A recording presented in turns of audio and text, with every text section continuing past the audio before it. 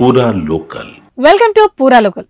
నిత్యానంద స్వామి మరణాన్ని ఖండిస్తూ కైలాస స్టేట్మెంట్ జారీ చేసింది. ఆయన సురక్షితంగా చురుగ్గా ఉన్నారని తెలిపింది.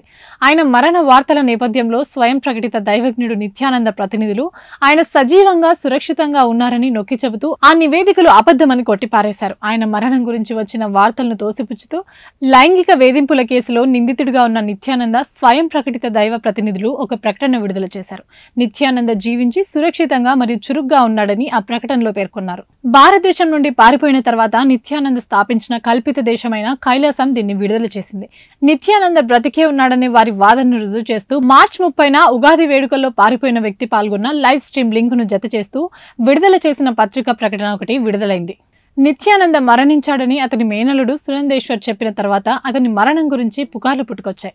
గతంలో భారతదేశం అంతటా అనేక ఆశ్రమాలను నిర్వహించిన నిత్యానంద లైంగిక వేధింపులు, దుర్వినియోగం మరియు పిల్లల అపహరణ ఆరోపణల కారణంగా 2019లో దేశం విడిచి పారిపోయారు. అతను అదృశ్యమైన సమయంలో గుజరాత్ పోలీసులు ఆయన ఆశ్రమం నుండి ఒక చిన్నారిని కిడ్నాప్ చేసిన కేసును దర్యాప్తు చేపట్టారు. ఆ తరువాత అతను ఒక తెలియని ప్రదేశంలో స్వయం ప్రకటిత దేశంగా కైలాసను సృష్టించినట్లు ప్రకటించాడు. దాన్ని చట్టబద్ధత విస్తృతంగా ప్రశ్నించబడినప్పటికీ అతను ఈక్వాడర్ తీరంలో ఒక ద్వీపంలో నివసిస్తున్నట్లు నివేదికలు చెబుతున్నాయి. బొలివియాలోని ఇమిగ్రేషన్ మంత్రిత్వ శాఖ మార్చి 25న కైలాసకు చెందిన 20 మంది సభ్యులను బహిష్కరించినట్లు తెలిపింది.